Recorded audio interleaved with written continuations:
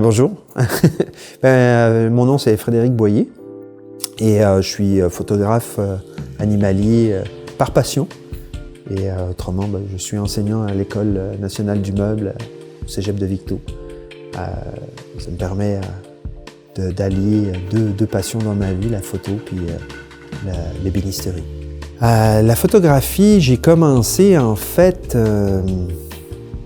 J'ai eu un appareil photo en main, je pense que j'avais quelque chose comme 14 ans, mais j'ai pas vraiment commencé là. Mon premier appareil photo, j'ai acheté ça d'un ami. J'étais étudiant, qui aimait pas ça du tout. Puis moi, j'avais ce souvenir-là d'avoir eu un appareil photo quand j'étais jeune, puis d'avoir trouvé ça magique. Tu sais. Ils vendaient ça, je pouvais pas me laisser passer un deal pareil. J'ai acheté cet appareil-là, je devais avoir 20 ans à peu près.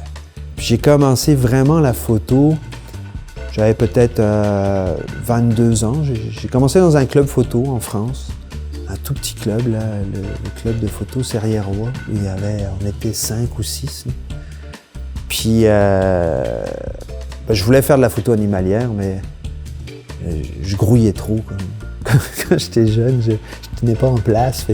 Aller faire des affûts, oublie ça, c'était impossible. Fait que j'ai fait beaucoup, je faisais de l'alpinisme, beaucoup, de l'escalade, de la randonnée en moyenne et haute montagne. Donc j'ai commencé à faire de la photo, en fait, de plein air, de montagne et de haute montagne. Ça prend pas de place. Pas comme les appareils photo pour faire de la photo animalière, ça prend un petit peu plus de place. Et comment je suis passé de la photo de paysage, la photo de plein air, à la photo animalière, mais comme je te disais, ça a toujours été un peu une envie. Et en fait, ça s'est fait quand je suis arrivé à Victoriaville.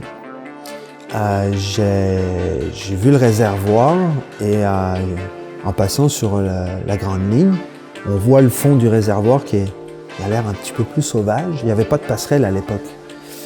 Donc, je me suis dit, là-bas, il doit y avoir de la vie là-dedans. Puis j'ai commencé, en fait, mon appareil photo, mon premier appareil photo a rendu l'âme. Donc, quand je suis arrivé comme les premières années à Victoriaville, financièrement, c'était pas ma priorité. À un moment donné, j'ai pu me racheter un appareil photo numérique, mais un réflexe. Puis j'ai dit, je vais essayer la photo animalière, voir si ça me plaît. Puis je me suis piqué au jeu tout de suite. Fait que ça a été tranquillement, l'appareil... des objectifs pas trop chers.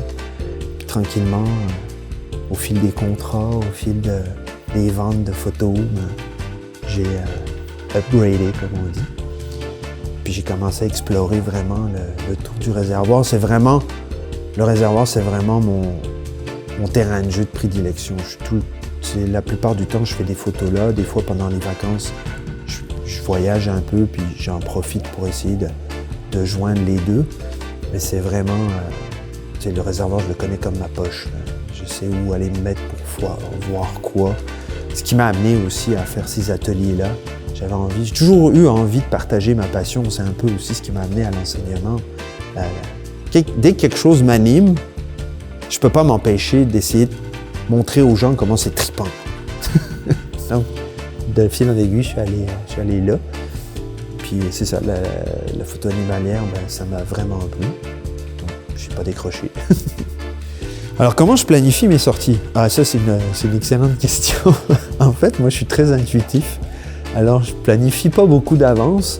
Tu sais, il y a des gens qui vont faire beaucoup de recherches, moi, je suis plus un gars de terrain, fait que je vais m'imprégner. Comme je le connais bien, en fonction de ce que je vois qui s'est passé ou qui va se passer, je me dis, j'y vais.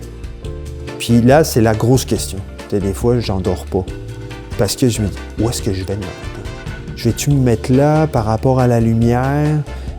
Ou je vais plutôt aller là pour privilégier telle autre affaire? Fait que là, j'ai tellement de solutions ou de possibilités que le choix devient difficile. Mais je finis toujours par me dire, je vais là, puis advienne que pourra. Puis en fonction de l'endroit où je vais me placer, je vais avoir différentes attentes. C'est-à-dire, je vais essayer d'avoir plus tel type ou tel type d'image. Donc, je vais travailler ça. Je me mets pas à mitrailler dans tous les sens, Des fois, je vais ignorer quelque chose qui se passe dans un coin parce que je suis prêt. Je me suis trop fait avoir à dire « Ah ben yes, hey, ce que j'attendais vient de se produire, je l'ai manqué. » Maintenant, focus. Faire des photos, bon, les voir sur des écrans, c'est bien, mais ce qui rend toujours plus hommage au travail fait, c'est de les voir en impression qui sont de toute façon toujours plus grandes qu'un écran. Puis c'est pas pareil, un écran c'est lumineux, l'impression c'est pas du tout le même rendu. Puis on peut rester, je trouve que devant un écran, on a tendance à, c'est le problème de la société aujourd'hui, c'est on swipe, on va en voir d'autres, on peut en voir plein. Mais quand on prend le temps d'aller à une exposition, on va prendre le temps de regarder les photos.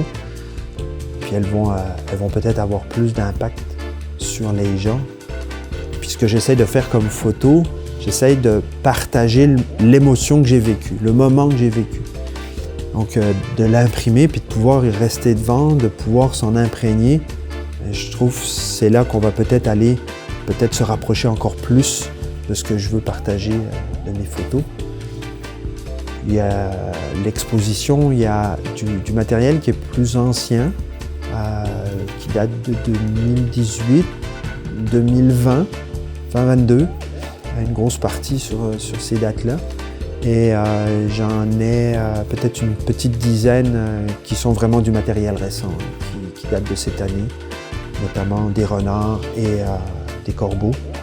Le renard, c'est vraiment devenu mon animal. Il n'y en a pas trop au réservoir, bien que mes premiers, je les ai photographiés au réservoir.